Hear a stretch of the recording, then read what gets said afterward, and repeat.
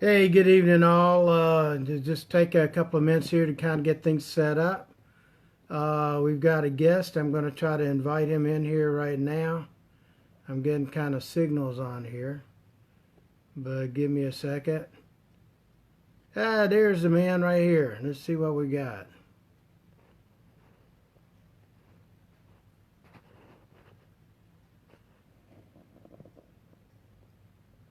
Oh, okay, that's good. All right, so it looks like I see your request. That's great.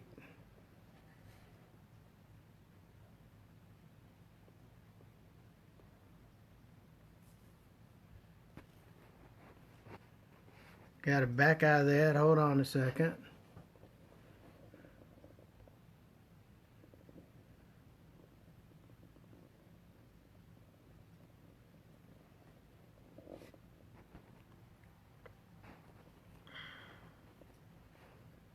Okay, Terry, trying to get you on here. I don't know if you hear me or not.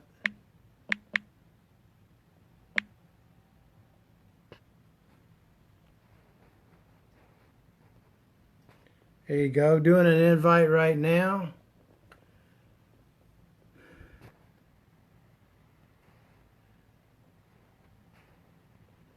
Trying to see if that works.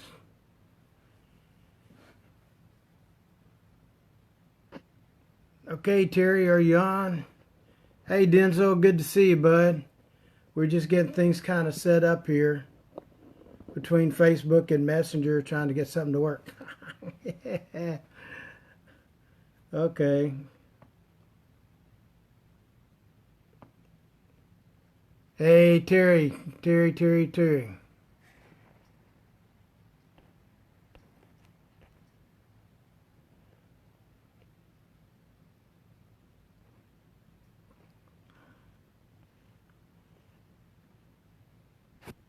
Okay, I'm not seeing Terry on there right now.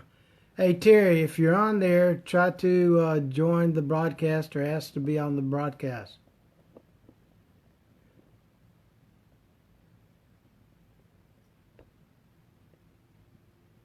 We're just on Messenger, so all that stuff should work.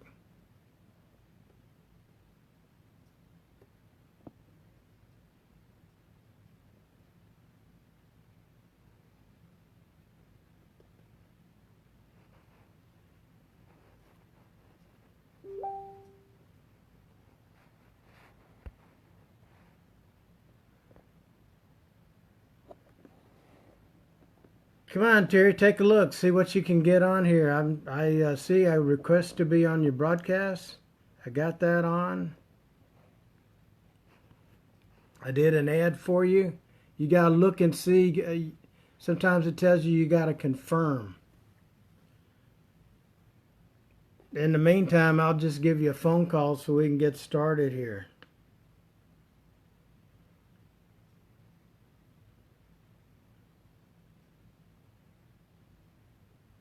Appreciate y'all's patience on here, guys. We're doing the best we can.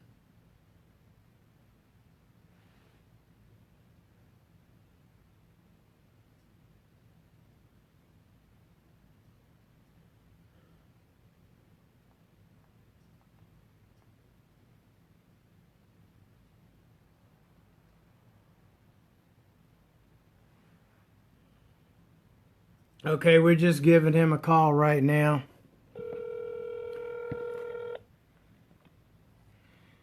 Hello.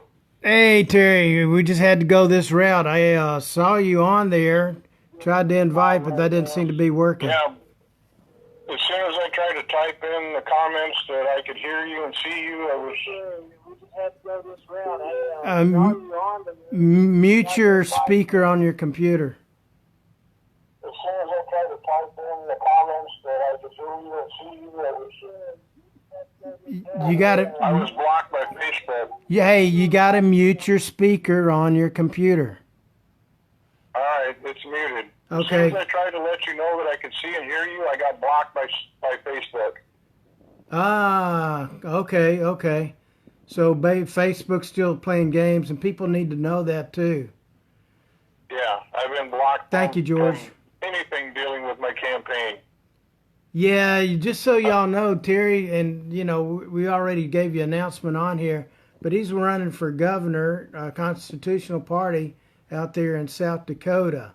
And Facebook, not only that, but we'll get into that on the party and problems out there, election problems out there in South Dakota, but it's all across the country. So one thing I appreciate Terry coming on is to make people more aware of this, but it's the same thing, not just South Dakota. What he tells us will be an example of what's going on all across the country. Would you agree with that, Terry, or do you know? Well, I don't have any personal knowledge about anybody else. I mean, I have a few close friends and family that have had trouble with Facebook. They've been in Facebook jail, but I've been in it twice now. First time was 3 days. First time was 1 day. The second time was 3 days, and this last time was 30 days. I had to go out and create a new account, and in order to reach out to my constituents, and they must have discovered that I had done that, and they're starting to mess with that one too. I can't even like anything. I can't comment on anything, not even a food recipe. I can't say, oh, that really looks good, because they'll block it. Okay, but what I was talking to you, and yeah, a lot of people are having that problem in Facebook, Google, YouTube. They're all doing the same thing, and basically, in my opinion, they're pretty much at war with the American people. But what I was asking you about is the corruption in South Dakota, the electoral corruption, and that seems to be pretty prevalent across the country, not just specific to South Dakota.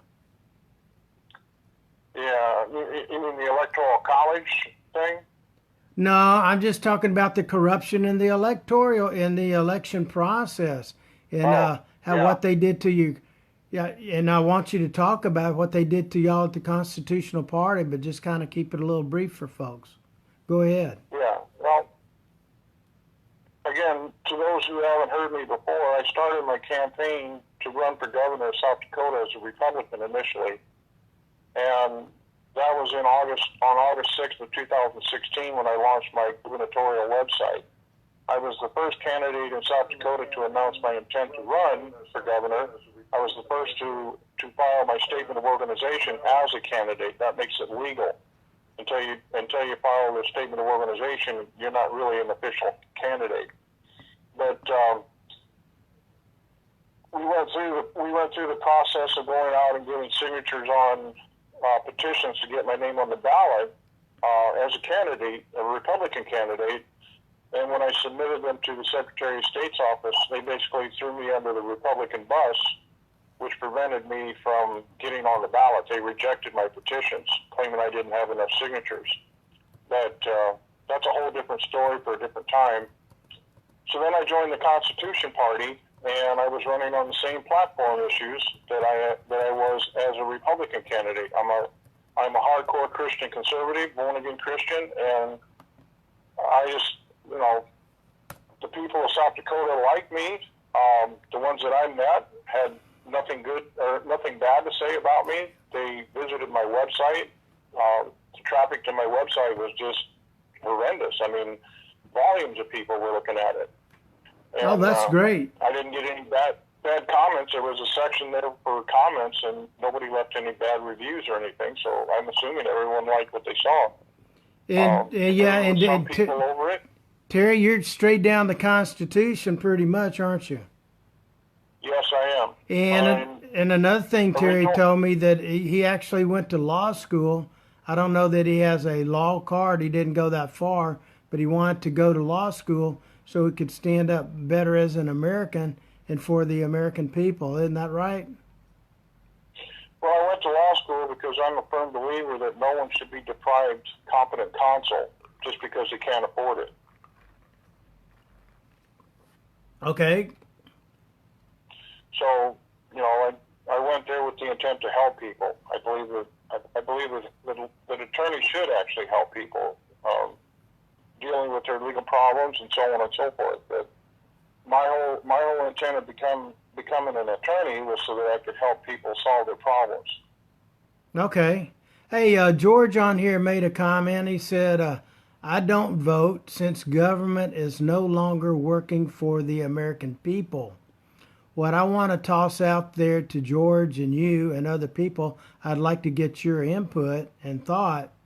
I think for me, not voting is a vote, and not being registered is a vote.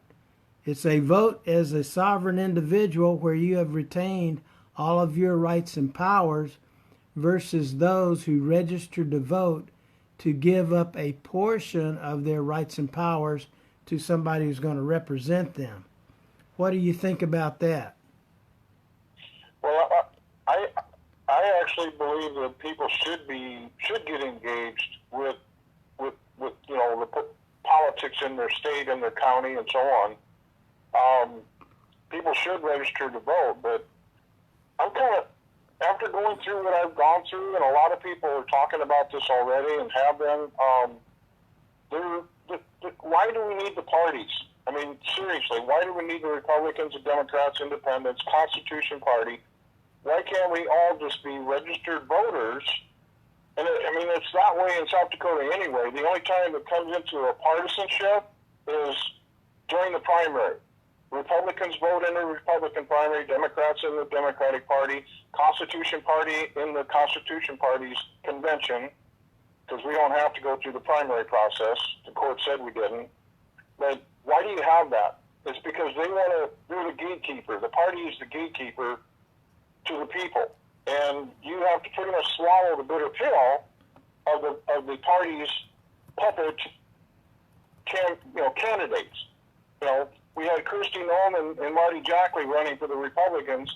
I was running as a Republican. Laura Hubbell was running as a Republican. But they didn't want Laura and me. They only wanted their choice, their candidates, their counterfeit candidates to run for the Republican nomination. Democrats the same way. They had Billy Sutton. He went uncontested into the primary and then went forward to the convention, and it was a windfall. He got it because he was the sole candidate. Yeah. Marty Jackley got beat out because of the computer glitch. 8 counties in the state of South Dakota, the ones most heavily populated, had computer glitches on the day of the election. Everything worked fine up until the day of the election. And then Marty Jackley gets bumped out as a result of the glitch. Kristi Noem won. Yeah, it's before. You got to look at who benefits from the glitch, the evidence. Well, you go a little bit further. You even look at Kristi back. Noem won. Who benefited from the coup d'etat? Kristi Noem. You look at when Ron Paul was running, and they would come up with numbers, and the numbers would be all flipped around, and it was so obvious because they didn't want to show Ron Paul's real numbers. Yeah, there's always the claims makers, Yeah. People on the inside, and they control all the propaganda, and it's always the same everywhere.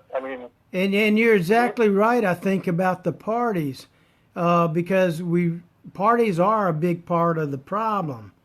And in your case, or mine, for example, I just run as an American. You went to law school, but it's by statute that they force you and claim by fraud that you have to be a member of a political party, which could not be further than from the truth and would be unconstitutional to require that. Yeah.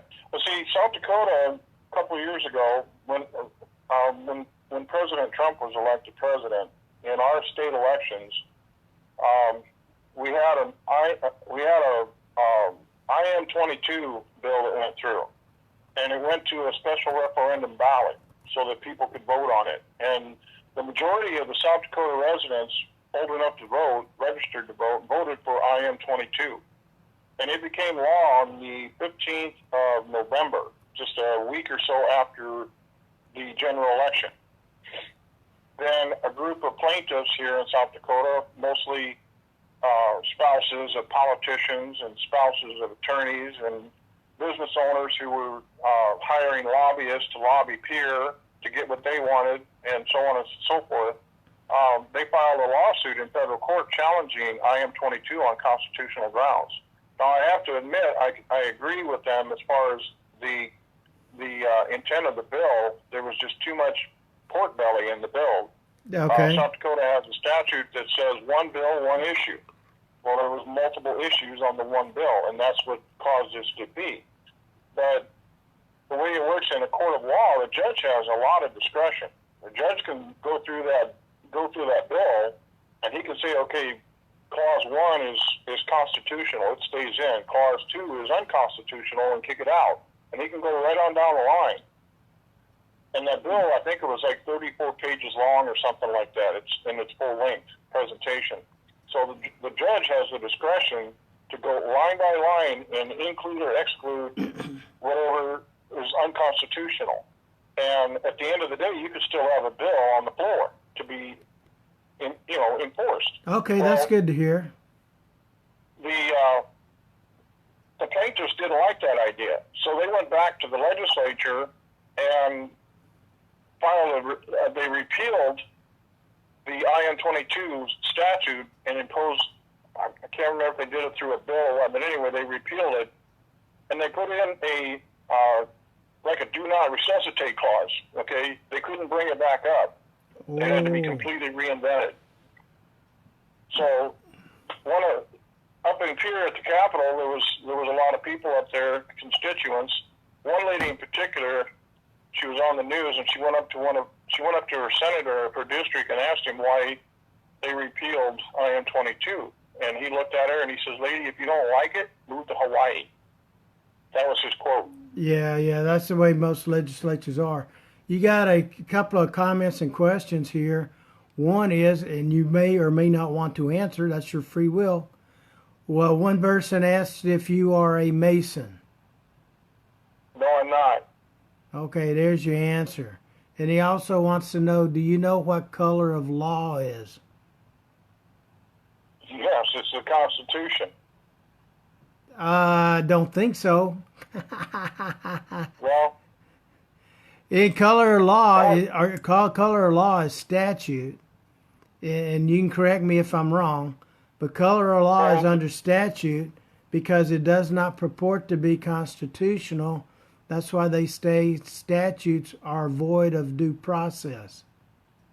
Well, here's my belief on it. The Constitution is the law of the land.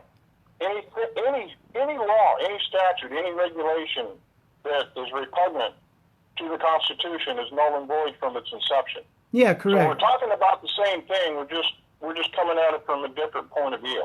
Okay, let me throw this out. I think you may be incorrect on that, and the reason is, and I'm not debating.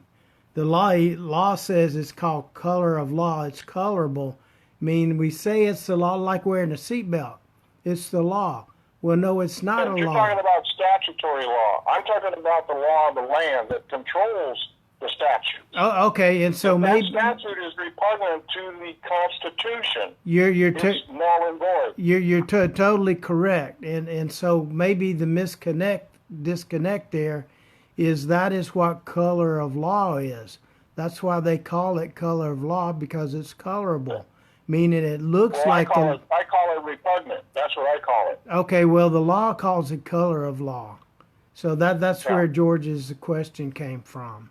I've heard that term, like for example, when Christy Nolan committed perjury in her office, she did so under the color of law, which means they can be held accountable. Totally true. And again, the reason it's called colorable because it is not constitutional law. That's what statutes are. Okay. But any law that is repugnant to the Constitution is null and void from its inception. Right. We understand that. Correct. Okay. And any judge who threatens you with contempt of court or throw you in jail because you're arguing with that judge about the law, that judge himself, he or she is actually violating a federal law. It's 42 U.S. Code 12203. And that judge, he or she could be put in jail because they're committing a federal offense. Right. They cannot threaten you with incarceration or contempt to shut you up. And they try to do it all the time.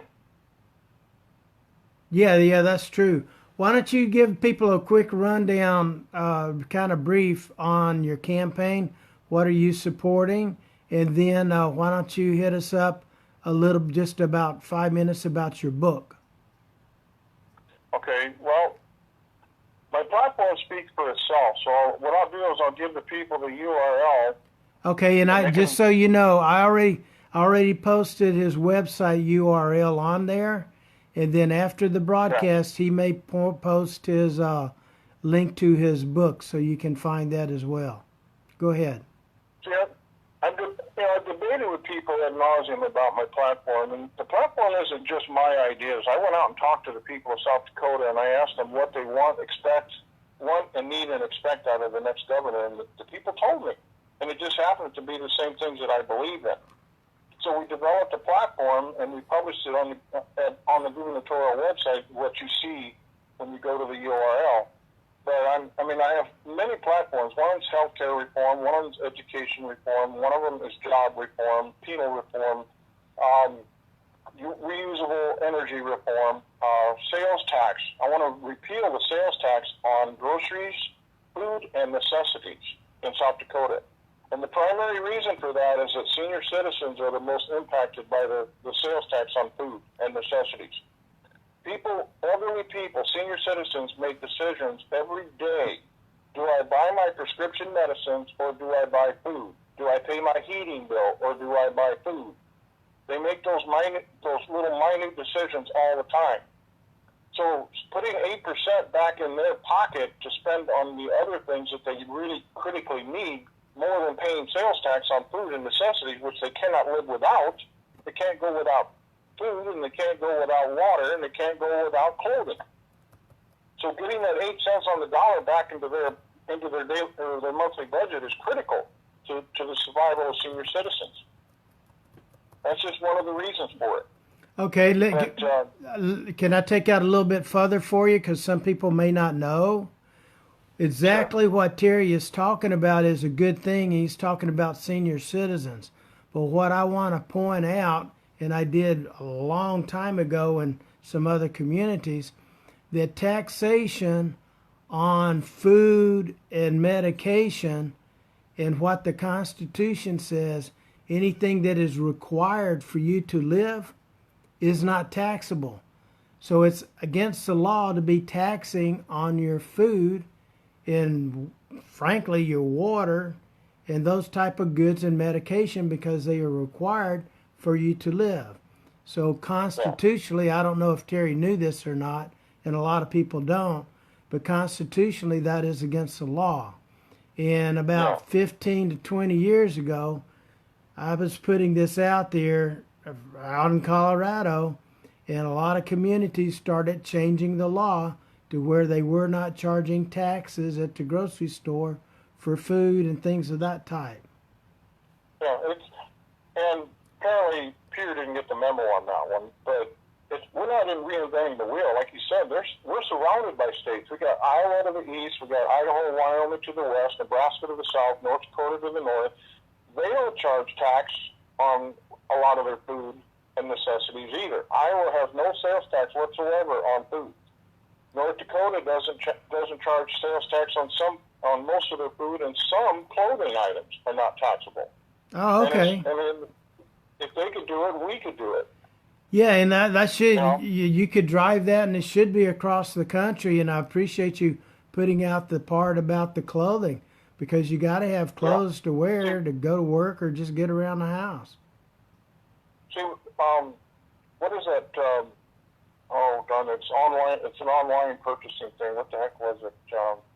eBay, Amazon. What's that? eBay or Amazon or something like that. Yeah. Not eBay, but the one that people can go on and buy, and they ship it into the state from out of state. Yeah, Amazon, I guess. Our legislature just passed a bill, and the governor signed it into law so that we could charge sales tax on those material things coming into the state. Because we were losing state buying dollars because people were going to North Dakota, Iowa, Wyoming, Colorado, Nebraska, the border towns. They were driving across the border so they could buy their food and not have to pay taxes and stuff on it. And Right. some of them were buying clothing and other items and not paying taxes on it. So they were this online retailer was sending stuff into the state without having to pay sales tax on it for the state of South Dakota. So they passed a law so they could gouge them too. Yeah, yeah. It's called Just international adding crime. more dollars into the coffers so that we can continue doing what they've been, doing repeatedly for years. Yeah. They legalized gambling in South Dakota, and they said that the state of South Dakota rakes in over $100 million a year on legalized gambling, but we can't pay our bills. They're always screaming and yelling. Teachers can't get raises because we don't have the money to pay them. And then they turn around, and the state legislature up there, the House of the district house, or district reps in the Senate, state Senate, they all gave themselves a 97% salary increase. Can you believe that? 97%? I don't know if you work or not, Saab, but just imagine if you went into your boss's office and said, "Hey, boss, I'm going to give myself a 97% salary increase, and there ain't a damn thing you can do about it." Yeah, they need to kill that and get rid of the people when the legislature should not be able to give themselves raises. They can't. They can't. They actually usurped the state constitution when they did that. There's actually a constitutional provision in the South Dakota Constitution that prohibited them from doing that. They were supposed to put that up because it said any tax levy has to be by special resolution ballot. So isn't that They would have had to put it on the.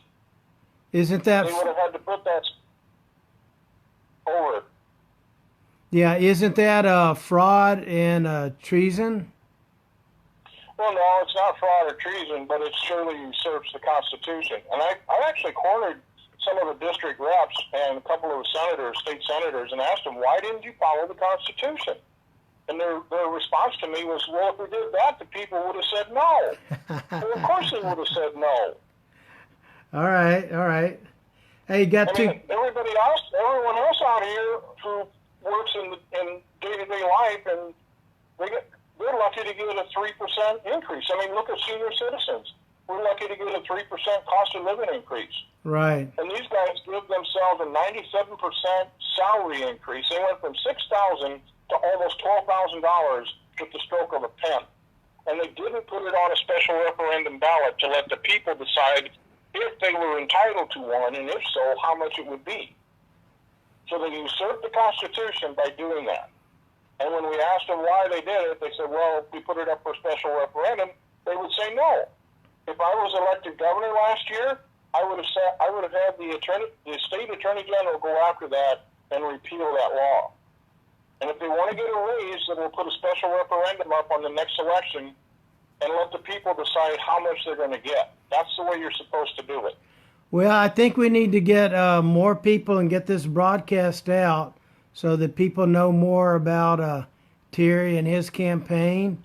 And we need to support other Americans, not politicians or lawyers, that are standing up for office a lot better than putting some of the other people that went in last election. You want to give us a quick thumbnail on your book so people are aware of that? Yeah, they might consider to be controversial platform ideas, and that is the repeal of property taxes on your real property. If you actually live in your property, like a single-family dwelling, and you pay it off, you pay off your mortgage. Under my property tax reform formula, once you pay off your mortgage, you will no longer have to pay property taxes on your personal property, your family dwelling. If you're living in that dwelling, I'm not talking about commercial property or rental property. Understand. I'm talking about your real family dwelling, okay, single family home. Once you pay off your mortgage, you shouldn't have to continue to pay property taxes on that. I mean, that's ludicrous. That's one of the reasons we went to war with King George, was because of taxation without representation. So would you make that own their homes, it's completely paid off, but they have to pay property taxes, and they don't have any children going to school. So you would make it a allodial ownership at that point? When you pay off your mortgage and you don't refinance it, you're not subject to the property tax. Yeah, I understand. But allodial ownership is what property used to be. That by fraud got rid of it. But allodial ownership means you own your own property. It cannot be taxed or liened or anything. Right. Okay, all right. Inadvertently, maybe, if that's what you say that is. I've never heard of that term before, but my formula, and it's called principal minus equity equals assessed property tax value. And once you pay off your mortgage, you will not be required to pay property taxes as long as you live in it and do not refinance it. If you refinance it to build a kitchen or a double stall garage, you'd only be taxed on the amount of the principal of that loan, and once it's paid off, you're off the tax rolls again.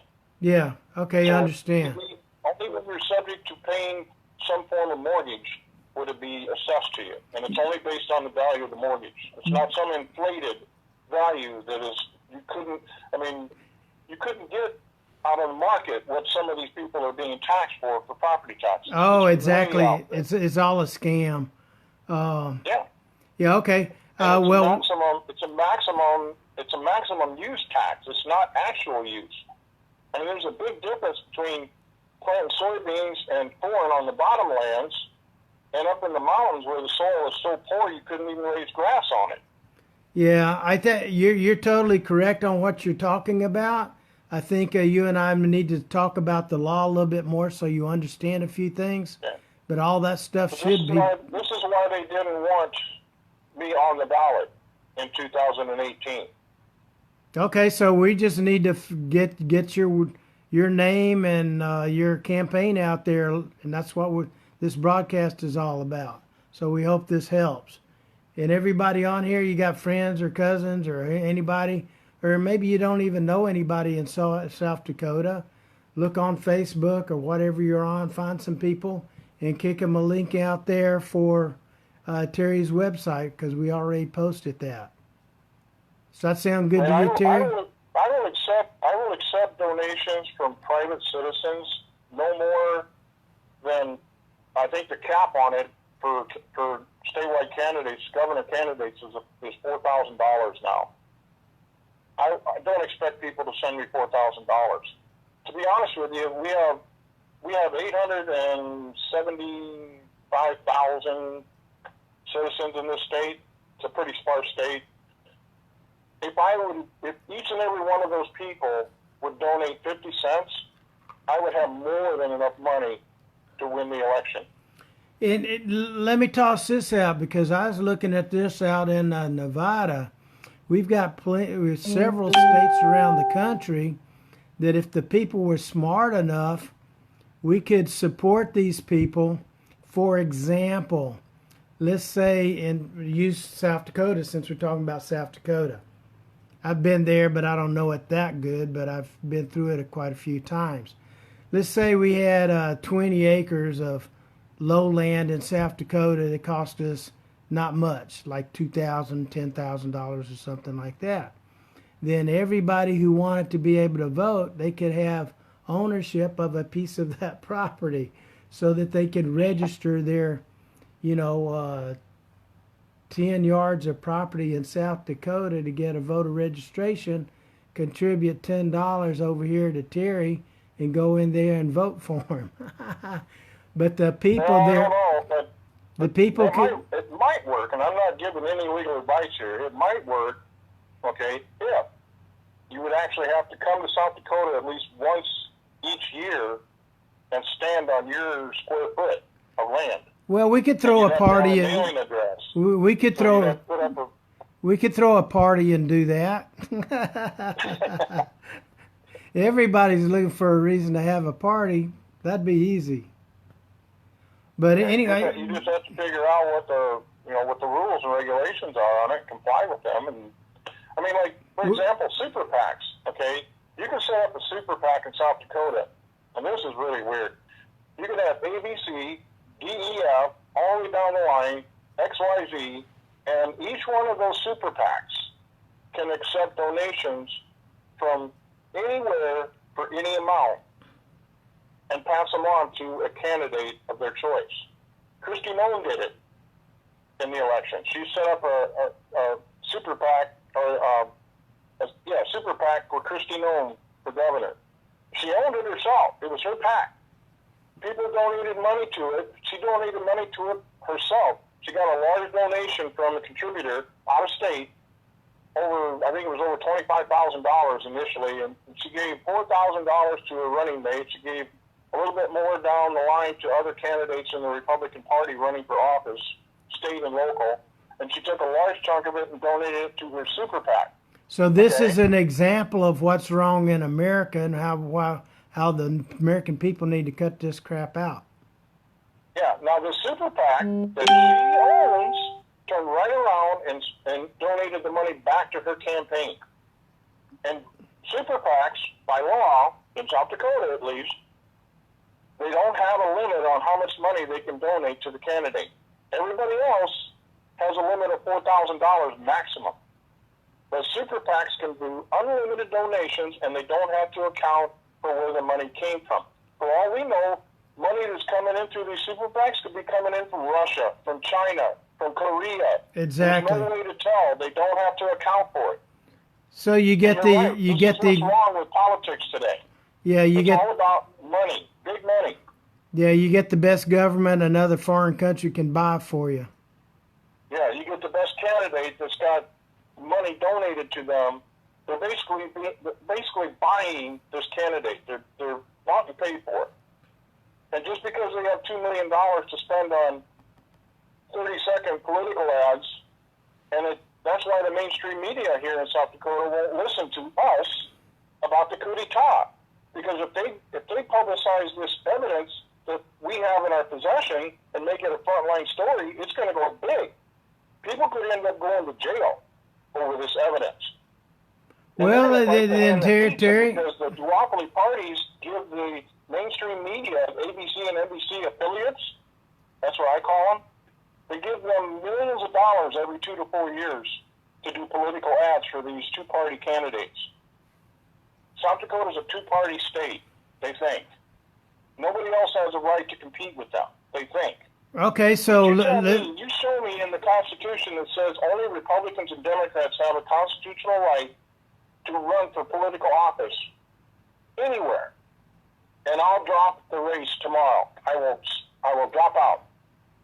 Well, I tell you what, why don't you put together something and y'all can invite me out here there, and you and I will go tour around South Dakota for about a week and just do campaigns for you. We could do that. All right, well, let me know. You want to tell people about your book real quick before we wrap up here? Yeah.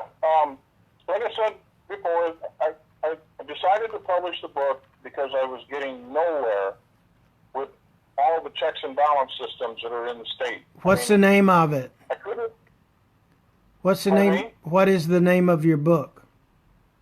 It's Coup d'etat in South Dakota. Okay, and you'll provide a link later on, right? Yeah. The only link I have is to www.lulu.com.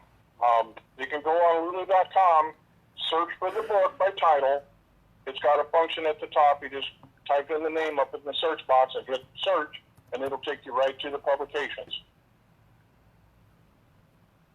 I mean, that's how I have to do it. When I go on my own account and I want to buy a book for someone who is helping to contribute to hiring the publisher, the professional publisher services, I go on there and I search coup d'etat South Dakota, and it comes up. Well, go ahead and tell people about your book real quick. Okay, it's a tell-all book. Everything in the book is factually true. Everything in the book that I make claims on is supported by substantiated evidence. The evidence, like I said, itself is a lot of it's legal documents. They're self-authenticating documents, like Laura Hubbell's voter registration form when she switched back to the Republican Party as a voter when she was still acting as the chairman of the Constitution Party of South Dakota. Laura Hubbell's written resignation that was on an email server addressed to the Secretary of State's campaign coordinator in the Secretary of State's office. And the statement of organization that was filed by Lori Stacy that the Secretary of State claimed she never received and had no knowledge of it until July 12th of 2018, which is an out-and-out lie, because she got it sent to her via electronic transmission, which is the only way you can file it with the Secretary of State's office on the 6th of February 2017. And she got a confirmation email back from Chantel Krebs herself, stating that this was the most recent filing, electronic filing of her committee. And if there was any changes to the committee structure, like anyone gets replaced, then they need to go back in and do an edit of the previous filing, and it has to go through the approval stages. This isn't something you just send in via electronic filing or email and they don't do anything with it. The Secretary of State's office actually grabs it and runs with it and approves it. They get a confirmation email when they receive it, and then they get another confirmation email that it's been approved. So there was two pieces of evidence that proved that Chantel Krebs committed perjury when she said she never got it. Okay, so anyway, you're able to get a handle on that, and I just posted a link to your book so people can click on it and actually put it right at your book. Right. But all of the powers to be that are set up in the state that supposedly are the watchdogs over anything political have completely failed the people of South Dakota. Every single person in the state of South Dakota that can hear this, and the ones that can't are also included in it, they all have Article 3 standing to sue the state of South Dakota for depriving them as voting age citizens to vote for a candidate of their choice. They got the gubernatorial election last year was forced upon the people of South Dakota. They were not allowed to have an alternative. Oh yeah, they let the Libertarian Party get on the ballot, but they only let the parties on the ballot that they know they can beat. They were scared to death of the Constitution Party. Okay, well let's turn that around. They were tired of it. Okay, we'll turn that around this year with your campaign for next year. Well, unless they do another coup d'etat and find some way to keep us off, I don't know how they can stop us from getting back on. Okay. We're in the process right now of going out to get signatures to get the party recognized as a viable third party in the state of South Dakota. Once we do that, we already have ballot access because the federal court judgment still stands. Yeah, and all we have to do is get recognition by the state as a political party by doing the signatures.